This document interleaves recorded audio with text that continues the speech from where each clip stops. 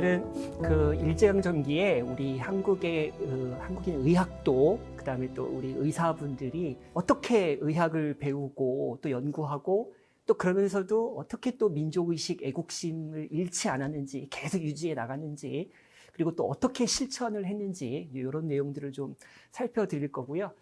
한국의 최초 의사가 누군지 아세요? 그러니까 한의사 말고 허준 뭐 장군이 말고 예, 말고 양의사로 최초.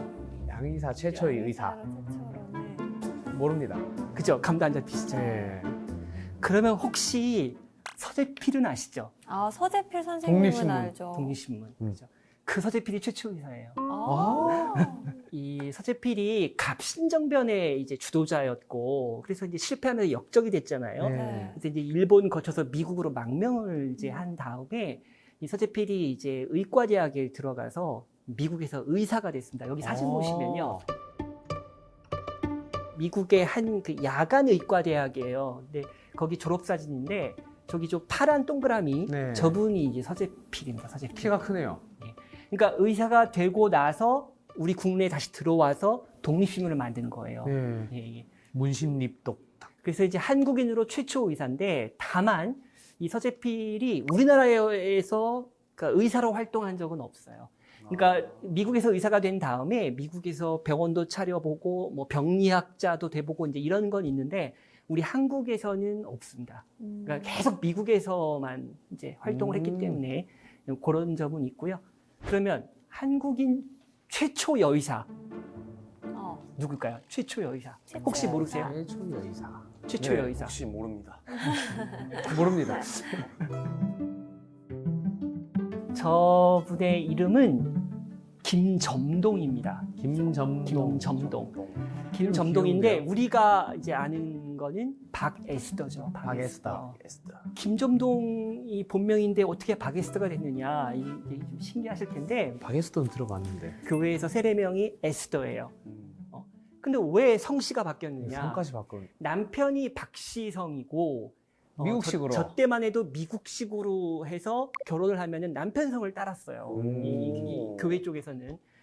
자, 이 박에스더는 어떻게 해서 한국 최초 여의사가 됐냐면 이제 이화학당에서 아주 똘똘한 여학생이었어요. 근데 이제 그 미국에서 온 여자 선교 의사들 입장에서는 한국인 여의사를 키우는 게 급선무였습니다. 그래야 한국인 여성 환자들을 이제 활발하게 진료할 수 있으니까. 그래서 이제 저 김점동을 딱 찍었어요. 이리 나온 여자. 근데 지금도 아니고 그 옛날에 쉽게 그 미국 유학이라는 거를 어떤 부모가 그것도 조언하던 상황에서 나이가 찬 그 딸을 어떻게 유학을 보내요. 그러니까 부모들이 동의를 안 해줘요. 선교사들한테. 그래서 선교사들이 이제 궁리를 하다가 결국은 착실한 신자가 한 명 있었습니다. 남편 박여선이라는 사람인데요. 그래서 결혼을 이제 주선해가지고 결혼을 해가지고 이제 남편이 있으니까 보호자가 있으니까 이제 같이 이제 미국을 갈 수 있었던 거죠. 그래서 박에스더는 미국에 가서 여자 의학도가 돼가지고 의과대학을 다니고요. 그럼 남편은 뭐 했냐면요. 남편은 알바 뛰었어요. 예, 열심히 정말 그 사랑하는 아내가 그 의사가 될 수 있도록 뒷바라지하느라고 정말 열심히 정말 그 외조를 했어요. 아, 근데 이 착한 남편이 그만 불행하게도 안 돼. 박에스더가 이제 그 의사 졸업 시험을 치기 3주 전에 안 돼. 죽었습니다. 과로로 죽었어요. 아니, 얼마나 근데 그게 폐결핵이었어요. 공부를 시키려고 폐결핵. 열심히 폐결핵. 하셨으면. 폐결핵으로 죽은 거예요. 아이고. 그래서 이제 그 선교사들이 참 이제 안타까워했는데 이제 박에스더는 그러고 나서 이제 한국인 최초의 여의사가 됐고 이제 우리나라로 돌아와서 한 10년 정도 여성 환자 또 소아과 그 아이들 환자 열심히 진료를 해요. 그러다가 또 과로로 또 죽습니다. 박에스더도 역시 폐결핵으로 죽었어요. 역시 혈액 위험. 그래서 이제 이 미국과 캐나다 이 기독교권에서 아, 한국이란 나라에 이 결핵이 이렇게 심하구나. 이런 그 상황이 바로 이 두 사람, 이 부부의 이 가슴 아픈 사연을 통해서 이제 알려지기 시작을 한 거고요. 예. 그렇게 해서 이 박에스더가 그 전설처럼 이렇게 남게 된 거죠.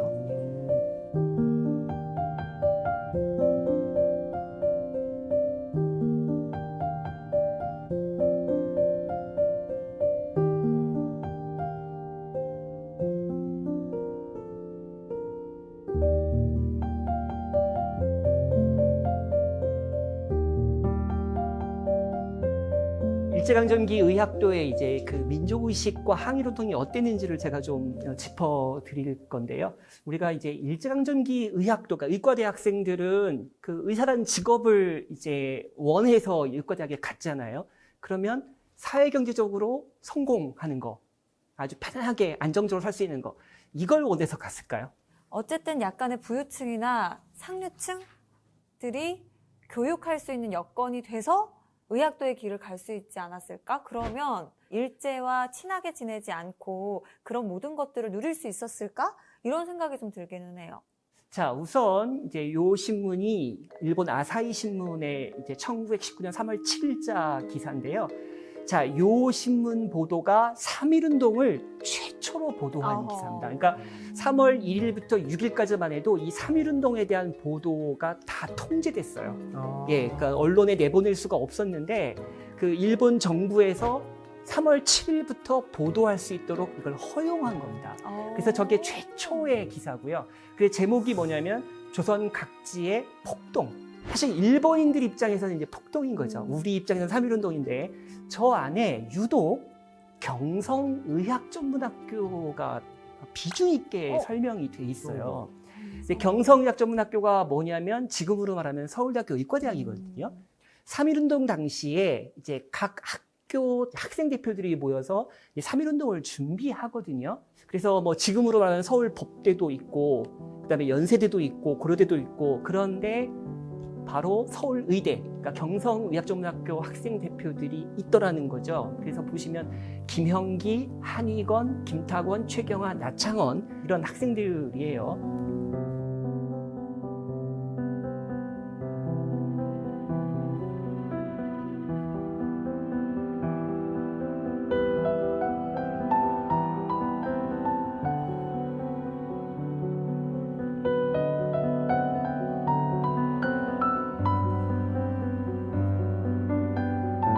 자, 그런데 이 의학도들의 활약상을 이제 제가 좀 이제 짚어 드리고 싶은데, 자, 이 문건이 뭐냐면요. 3.1운동과 관련해서 서울에서 체포돼서 이제 재판에 넘겨지는 사람들, 그 모든 사람들 중에 지금 맨 앞에 나와 있는 이름이 김형기예요.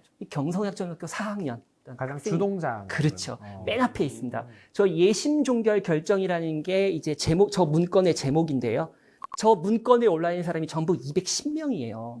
그리고 210명이고 저 중에 학생이 전문학교, 그다음에 이제 중등학교 학생 통틀어서 164명. 그래서 학교별로 많네. 이제 학생 수를 한번 따져봤더니 이 경성의학전문학교 학생들이 32명.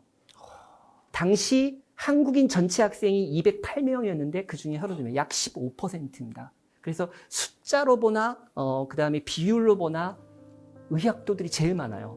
예, 3.1운동이 제일 많습니다.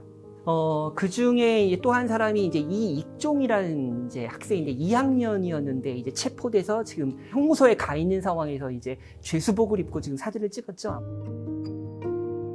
근데 이 이익종은요, 이 종로 사가에서 이제 연설도 하고 만세도 독려하고 이런데 왜 잡혔냐면요. 이 잡히게 된 계기가 뭐냐면은 3월 1일 그날 한국인 그 아마 순사라고 해도 헌병 보조원 예, 이런 사람이 지나가니까 너도 한국인이니까 너도 만세 불러라. 그러면서 이제 한마디를 한 거예요. 근데 그 헌병 보조원이 저 이익종을 기억하고 있다가 한 2주 정도 후에 잡았습니다. 어머머머. 예. 그래서 이제 감옥에 가게 된 이제 그런 경우고요. 3.1운동에 의학도들이 참여한 것이 참 대단하다고 제가 느끼는 이유가 뭐냐면 지금은 우리가 3월 1일부터 새 학년이 시작하잖아요. 네. 3월 1일부터. 자, 이때는 4월 1일부터입니다. 4월 1일부터. 그러니까 지금도 일본이 4월 1일부터 하거든요. 일본하고 똑같아요. 4월 1일. 그래서 이 3월 1일 저날이 토요일이었는데요. 저날은 어떤 학년들은 시험도 보고요. 아니면 시험이 코앞에 닥쳐 있는 상황. 근데 의과대학이라는 데가 이 시험이 대단히 중요하거든요. 이 유급도 당하고 낙제 유급당하고 하기 때문에 그런 상황이고 시험도 보고 그러는데 이 학생들이 시험도 안 보고 시험 공부도 안 하고 이게 거리로 나왔다라는 보통 거죠. 결심으로 할 수 있는 게 예, 그렇죠.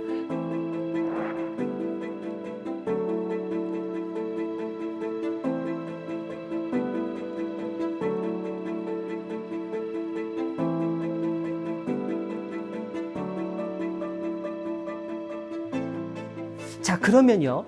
혹시 3.1운동이 워낙 대단했으니까, 전국적인 거니까 혹시 의학도들이 그때만 그냥 참가하고 그 이후부터는 그냥 에이, 나 몰라라 한 거 혹시 아닐까, 이제 이런 생각도 가능하죠, 사실은. 근데 그렇지 않습니다. 한번 보시면요. 이 3.1운동 이후에 학교에 그대로 남아서 공부 열심히 한 뭐 학생들도 많지만, 그렇지 않고 아예 정말 이 독립운동 쪽으로 아예 그 방향을 틀어버린 경우도 많아요. 혹시 강우규 의거 아세요? 강우규 의거. 강우규 이거. 처음 들어봐요. 처음 들어보세요? 네. 강우규 의거. 그러면 사이토 총독이라고 들어보셨어요? 들어봤어요. 사이토 또 총독. 총독? 예, 사이토 총독. 그러니까 우리 조선 총독 중에서 세 번째 사람이고 3.1운동 이후에 이제 문화 통치를 시작한 게 바로 그 사이토 총독이거든요. 또 정독. 이 사이토 총독이 이제 일본에서 이제 서울로 와요. 서울역에 딱 내렸는데 폭탄이 탁 터져요. 예, 이제 결국 이제 아깝게도 실패했는데, 근데 그 주인공이 바로 강우규라는 분입니다. 현장에서 체포되지 않았어요. 근데 체포되지 않은 이유가 여러 가지겠지만 하나 기억해야 될 것이 이 강우규 의사는요, 당시 할아버지세요. 연세가 많으시다고요. 그래서 이 강우규 의사가 처음에 체포되지 않고 이제 처음에는 이제 계속 피신을 하는데, 그때 그걸 도와준 사람 중에 하나가 바로 또 저 의학도 오태영이라는 사람이고요. 그다음에 의열단 아시죠? 의열단. 그 전지현. 드라마란다. 영화에 그렇죠. 영화에 그 의열단 나오고 왜 김원봉이라는 네. 의열단 단장이 예. 나오잖아요. 그래서 그 의열단 단원들이 이제 우리나라에 들어와 가지고 이렇게 뭐 친일파 암살 이런 걸 기도한다던가 아니면 독립운동 자금을 모아간다든가 이런 일들을 하거든요. 그때 또 도와준 사람 중에 또 허영조라는 또 의학도가 있고, 그 다음에 이제 대한민국 임시정부에서 활동한 분들이 있어요. 예. 제가 한번 보여드리면요. 이게 1919년 10월에 이 상해 임시정부의 그 당시 활동하던 분들이 같이 사진을 찍었거든요. 그래도 아는 분도 계시네요. 누구 아는 아세요? 사람 있어요? 가운데 분 예, 예. 안창호. 맞습니다. 예. 그렇죠. 네. 맨 앞줄에 오. 예, 도산 안창호. 저 시절 이제 상임 시정부의 가장 중심 인물이죠. 잘생긴 인물은 기억합니다. 다 잘생기셨지만 그래도 이제 안창호 선생님 얼굴은 더 눈에 익으니. 그렇죠. 네. 자, 그런데 이 중에 의학도가 있어요. 의학도가. 이 중에 의학도가 있습니다. 20대 초반에 의학도가 있어요. 의학도 어디에 있냐면요. 둘째 줄에 왼쪽에서 세 번째. 왼쪽에서 세 번째. 나비 넥타이. 살짝 이 대각선으로 서 있는 사람. 예, 그렇죠. 몸을 살짝 틀었죠. 예. 유상규. 이름이 유상규인데요. 유상균? 유상규. 예, 유상규. 유상규라는 이제 의학도예요. 경성의학전문학교 3학년 학생이었고, 이제 3학년 대표로 3.1운동에 참여했다가 잡히질 않았어요. 그래서 그 길로 이 상해로 망명을 해가지고 이제 대한민국 임시정부에 이제 합류를 했고요. 저 임시정부에 가서 어떤 보직을 받았냐면 바로 도산안창호의 비서. 도산안창호의 비서가 됐습니다. 여러 가지 많은 일들을 이제 해내는데요. 특히 나중에 이 안창호의 제자들이 정말 수도 없이 많거든요. 그 제자들 사이에서 어떤 얘기가 나오냐면 도산안창호의 그 훌륭한 인격을 가장 닮은 제자가 누구냐? 유상규라는 거죠. 예, 멋있다. 유상규. 인격을 닮은 제자. 그리고 이 유상규는 나중에 이제 도산안창호 이 상임시정부가요. 이게 잘 계속 돼갔으면 좋았을 텐데 그러질 못했습니다. 나중에는 좀 무능해지고 뭐 그다음에 뭐 분파 싸움에 뭐 이렇게 각종 잡음이 많이 나고 이러거든요. 도산안창호가 유상규를 불러요. 안 되겠다. 자네는 한국에 다시 들어가서 원래 의학도가 돼서 한국인들 진료해주면서 할 일이 많은 친구였으니까 다시 돌아가서 그렇게 해라. 그래가지고 이제 다시 학교로 복귀합니다. 그 나중에 이제 의사가 됐다가 40살도 안 돼서 이 무좀 환자를 치료하다가 이 감염이 됐는데 이게 급성 감염이 돼가지고 이제 40살 돼서 죽었거든요. 야, 무좀 때문에. 예, 무좀균에 옮겨가지고. 근데 저 유상규가 이제 죽고 나서 1년 반 정도 후에 도산안창호가 이제 세상을 떠나게 돼요. 그때 도산안창호가 유언을 하나 남겼습니다. 내가 죽거들랑 유상규 군 옆에 묻어달라. 그래서 그렇게 묻었어요. 정말 그래서- 아끼는 제자였나 예. 봐요. 그리고 그거는 뭐 옆에 있던 제자들도 다 인정하는 거고. 예. 그 유상규라는 저 의학도 의사가 굉장히 아주 멋진 사람이에요. 예.